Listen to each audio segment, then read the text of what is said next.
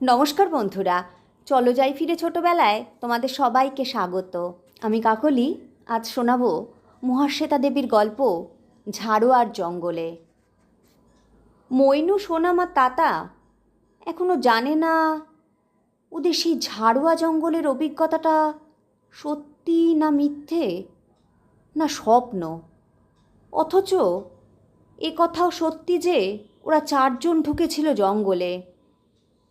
বাদল আর কোনো দিনই ফেরেনি। বাদলের জেদেই ঝাড়ুয়া যায় ওরা, নইলে ঝাড়ুয়ার নাম ওরা শোনেইনি কোনো দিন। বাদলের কাকা পালমৌয়ের এক জঙ্গলে কাঠ কাটবার ঠিকাদার। এবছর মার্চ মাসে বাদল ওর সঙ্গে কাজে লাগবে। স্কুল থেকেই চারজন বেজায় বন্ধু। মইনু আর তাতা সবে ব্যাংকে ঢুকেছে। সোনাম ওর বাবার খবরের কাগজের আপিসে ঢুকবে এবার।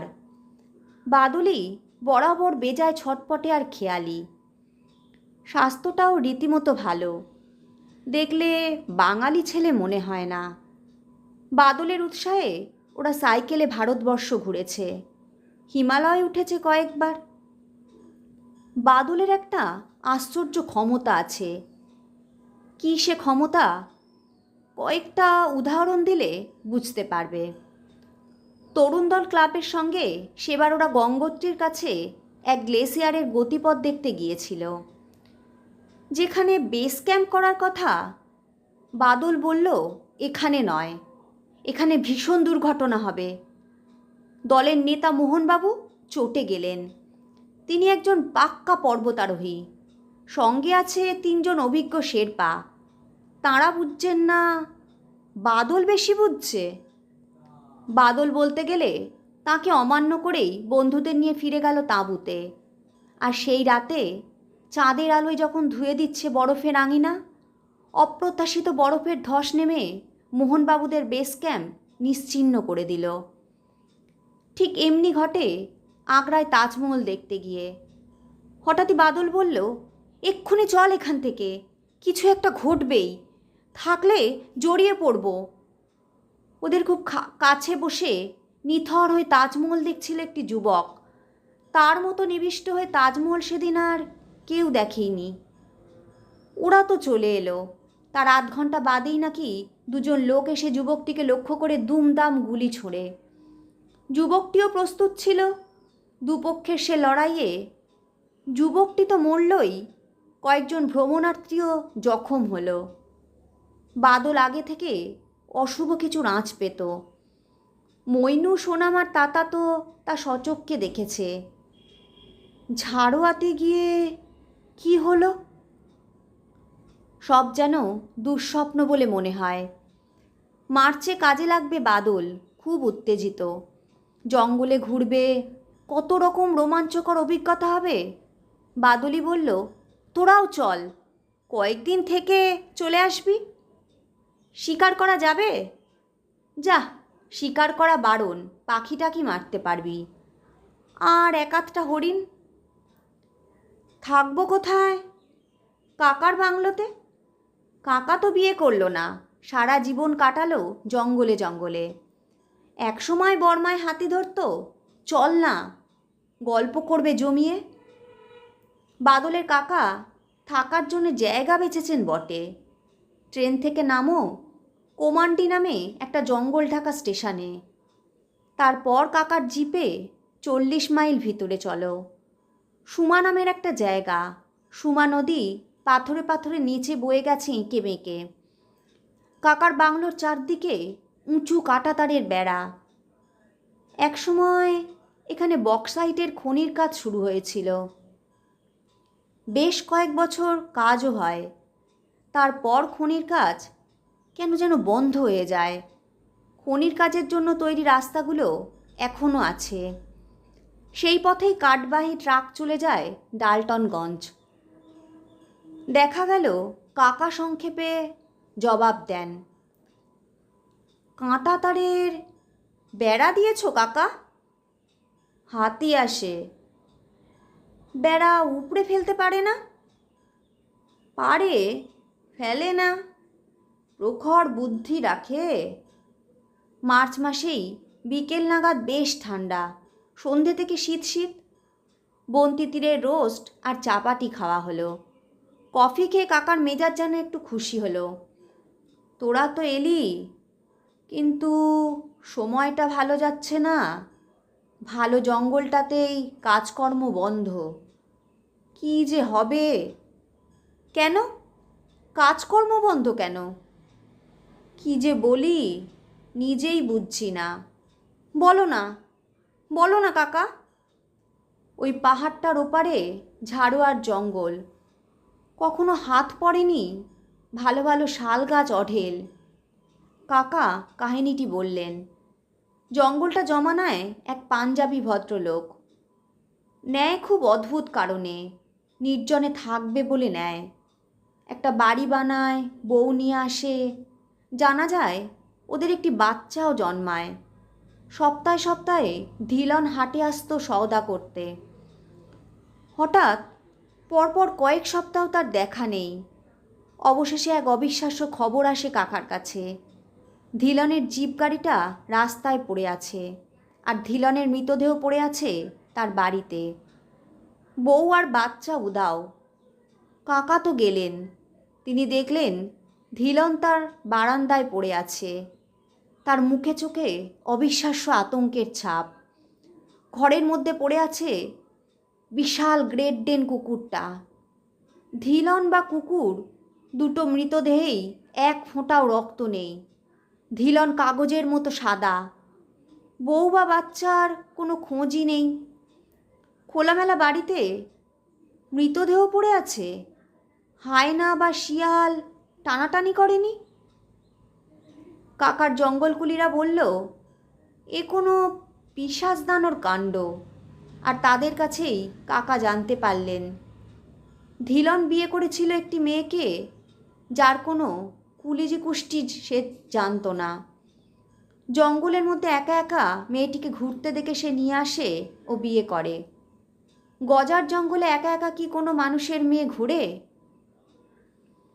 কাকা সে কথায় কান দেননি একেবারে। জঙ্গলে কাজ করতে হলে অত ভীতু হলে চলে না। আর এ কথা তিনি জানেন যে কুলিদের বেজায় বিশ্বাস ভূত প্রেত পিশাচে। তিনি ধিলানকে দাহ করান, কুকুরটিকে কবর দেওয়ান, বাড়িটা বন্ধ করে চলে আসেন জিপটি নিয়ে। তারপর জঙ্গল অফিসের সহায়তায় ধিলানের কে আছে না আছে খোঁজ নেন। অবশেষে রাঁচি থেকে এলো ভার্মা নামে একটি ছেলে। ধিলান তার মামা। ভার্মা বলল আমি ওখানে বাস করব না, বাড়িতে যা আছে তা জিপে চাপিয়ে নিয়ে রাঁচি চলে যাব। ভার্মার সঙ্গে তার এক বন্ধুও এসেছিল। কোনো জঙ্গলকুলি ওদের সঙ্গে গেল না। তারা সাপ বলে দিল জানোয়ারের ভয় করি না, যেখানে জানোয়ার অবধি ঢোকে না সেখানে কে যাবে? কাকা তার হেডকুলিকেই ধমকালেন। হেডকুলির নাম দাসাই নোড়াও। সে বলল বাবু আমরা তো যাবই না, ওই বাবুও যেন না যায়। ভার্মা সেসব কথা উড়িয়ে দিল। ভার্মার কাছেই কাকা ওই জঙ্গলটা ইজারা নিলেন। আদিম অরণ্য, বড় বড় শাল গাছ, প্রত্যেকটা গাছ খুব দামে বিকোবে। ভার্মা যাবার দিন হাটেও দেখা হলো। ভার্মা বলল কাল সকালে একবার আসবেন, একটু চা বানিয়ে আনলে তো কথাই নেই। সেই শেষ দেখা।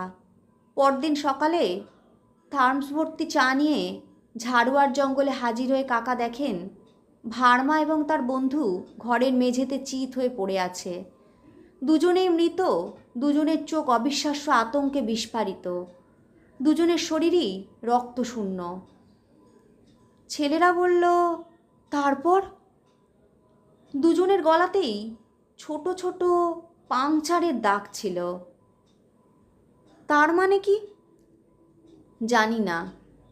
পুলিশ এখনো খোঁজ চালাচ্ছে, কিন্তু কোনো কিনারা হয়নি।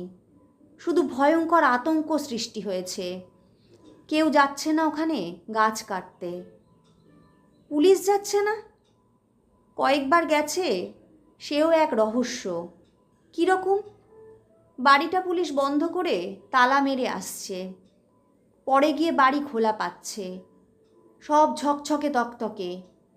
কে বলবে যে বাড়িতে মানুষ থাকে না?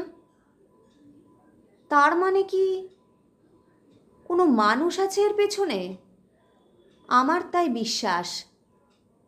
1070 শাল গাছ, করম গাছ, তেঁতুল গাছ, লাখ লাখ টাকার জঙ্গল, তো কেউ আতঙ্ক সৃজন করছে। কাকা খুব মুষড়ে পড়েছেন মনে হলো। ঝাড়োয়ার জঙ্গলের ওপর খুব ভরসা করেছিলেন। বাদল বলল, তুমি ভাবছো কেন? আমরা 4 জন আছি, বন্দুক নিয়ে থেকে যাব ওখানে। সব রহস্য ফর্সা হয়ে যাবে। কাকা বারণ করলেন, পুলিশ অফিসারও বারণ করলেন। বারণ না করে যাও বললে ওদের উৎসাহ ফুরাতো। বারণ করার ফলে যা ছিল উৎসাহ, তা হয়ে গেল জেদ। 4-4টে জোয়ান ছেলে, সাঁতার কাটতে, স্কুটার চালাতে, পাহাড়ে উঠতে সবাই পটু। রাইফেল ক্লাবে 4 জনই একসঙ্গে ঢুকেছিল। অল্প বিস্তর বন্দুক চালাতে সবাই জানে। বাদলের তো লাইসেন্সও আছে। জঙ্গলের কাজে আসার আগেই সেই লাইসেন্স নিয়েছে। মইনু কারাটে, তাতা আর সোনাম জুডোও শিখেছে। পুলিশ অফিসার সুজা সিং বললেন, ঠিক আছে, পাহাড়ের এপারে সুমাতে আমি রইলাম আজ। অনেক দিন বাদে জমিয়ে তাস খেলা যাবে। কাকার বাংলোয় রয়ে গেলেন সুজা সিং। আর ওরা যখন গেল বিকেল, তখন বারবার বলে দিলেন, পাহাড়ের নির্জনে শব্দ বহুদূর যায়, এই হুইসেলটা রাখুন, কিছু বিপদ বুঝলেই বাজাবেন, আমরা চলে যাব।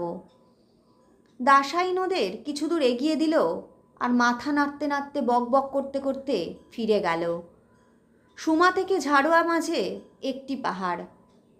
পাহাড়টা খুবই নিচু। যাবার পথ পাহাড়ের গা ঘেঁষে, পাহাড় ঘিরে। ধিলনের বাংলোটিতে ওরা যখন পৌঁছয় তখন বিকেল। কাঁধের ব্যাগ নামিয়ে ওরা আশপাশটা দেখতে বেরোলো। বাদল বলল, যত সব গাঁজাখুরি কথা। ওই তো হরিণ দৌড়ে গেল, কাঠবিড়ালি ছুটছে। ভুতুরে জঙ্গল না হাতি? মইনু, সোনাম আর তাতা অবশ্য কোনো হরিণ বা কাঠবিড়ালি দেখেনি, কিন্তু বাদল তো দেখেছে। সন্ধে ঘনাতে ওরা ফিরে এলো। বাদল বলল, এত বড় বড় শাল গাছ, ওহ কত দাম বলতো, লাখ লাখ টাকা। তাহলে তুই লক্ষপতি হচ্ছিস? না, বেজায় বড়লোক হওয়াটা আর ঠেকানো গেল না দেখছি। কি আর করি বল, আমাদের মাঝে মধ্যে দিয়ে দিস। বাংলোতে আলো জ্বলছে, তাই দেখেই ওরা অবাক হয় একটু। বারান্দায় পেট্রোম্যাক্স, ঘরে পেট্রোম্যাক্স, কে জ্বালল? আরেকটু এগিয়ে আসতে জবাব মিলল। বারান্দায় বসে আছে একটি মেয়ে, তার কোলে একটি বাচ্চা। ওদের দেখে মেয়েটি উঠে দাঁড়ালো বাচ্চাটিকে শুইয়ে রেখে। তারপর হাত জোর করে কান্নায় ভেঙে পড়ল। ছেলেরা যত না অবাক, তত বিব্রত, আবার আশ্বস্ত। মইনু বলল, থামুন থামুন, কাঁদবেন না। আপনি আপনি ধিলনের বউ? হ্যাঁ বাবুজি, এ তো আমারই বাংলো। কোথায় ছিলেন? কোথায় থাকবো, জঙ্গল দিয়ে আমাদের গাঁয়ে পালিয়েছিলাম। পুলিশ যে বড্ড ঝামেলা করে, কি বলে কিচ্ছু বুঝি না। আমি কি জানি যে স্বামী মরে যাবেন? উনি পরব পূজা পছন্দ করেন না, ঝগড়া করে আমি বাচ্চাকে নিয়ে চলে যাই। তারপর যা যা হলো, গাঁয়ে আমায় থাকতে দেয় না, বলে বাবুকে বিয়ে করেছিলি, সেখান যা, এখানে এলে পুলিশ তাড়া করে। আপনি ঘরদোর সাফ করেন? হ্যাঁ বাবুজি, কে করবে? ঘর খোলেন কি করে? এই যে মাস্টার চাবি দিয়ে। এ চাবিগুলো দিয়ে সব তালা খোলা যায়। বাচ্চাটার বড় অসুখ, কেবল শুকিয়ে যাচ্ছে, কিছু খেতে চায় না, তাই এসে বসে আছি। ভেবেছি সকাল হলে নিজে যাব পুলিশ সাহেবের কাছে, বলবো আমাকে যা বলো তাই করব, বাচ্চাটাকে হাসপাতালে দিয়ে দাও। জংলি মানুষ আমি, কিছু বুঝি না। স্বামী সব বুঝতেন, সব দেখে শুনে রাখতেন। বাবুজি, রাতটুকু থাকবো? ছি ছি, সে কি কথা! আপনি বাচ্চাকে নিয়ে ঘরে থাকুন, আমরা ওই ঘরে থাকব। সকালে আমরাই আপনাকে নিয়ে যাব। মেয়েটি বাচ্চাকে শুইয়ে এলো। সেই ওদের খাবার সাজিয়ে দিল প্লেটে। কাকা খাবার সঙ্গে দিয়েছিলেন। অনেক পীড়াপিড়িতেও নিজে কিচ্ছু খেলো না। কথা বলল অনেক। ধিলানের ভাগ্নে ভার্মাকে কে মেরেছিল তাও জানে না। ও তো ভয়ের চোটে আসতোই না। গ্রামের লোকেরা থাকতে দিল না বলে যাওয়া আসা করছে। বসার ঘরে ওরা শুয়ে পড়ে। ঘুম কি আসতে চায়? এখন তো ঝাড়ুয়ার বাংলোর রহস্যের সব সমাধানই মিলেছে। মেয়েটির গল্পের মধ্যে যেসব ফাঁক ফোকর আছে তা ওদের এখন কিছু কানে আসছে না। মেয়েটির চাউনি এত কাতর, গলার স্বর এমন কান্নায় ভরা। হঠাৎ মেয়েটি কেঁদে উঠেছিল, ছুটতে এসেছিল। বাবুজি, বাবুজি, মেয়ে আমার নেতিয়ে পড়ছে কেন? একটু দেখো না গো, এমন রাতে আমি কি করি, কোথায় যাই? ধরফর করে ওরা উঠে যায়, ছুটতে যায়। সত্যি বাচ্চাটা 3-4 মাসের। বাচ্চাটা যেন অসাড় হয়ে যাচ্ছে। বাদল সামনে ছিল।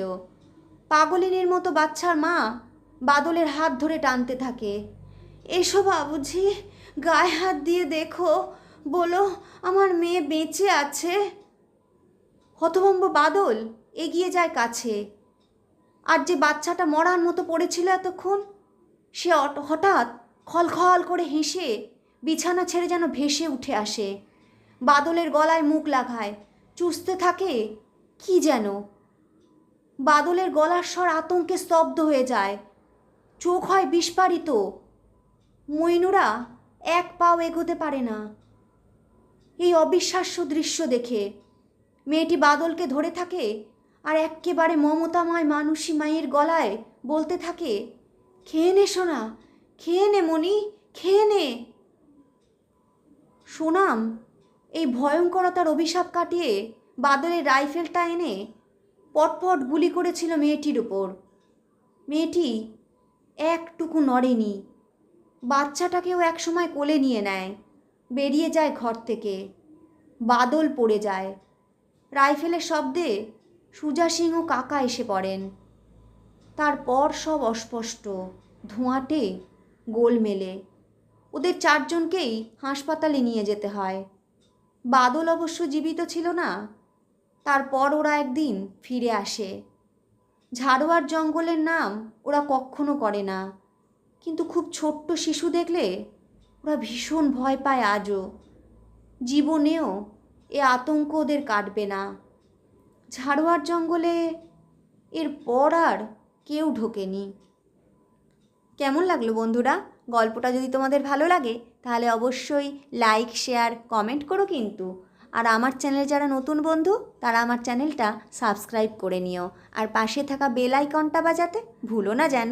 আজ তবে আসি, আবার আসবো আগামী পর্বে অন্য কোনো গল্প নিয়ে।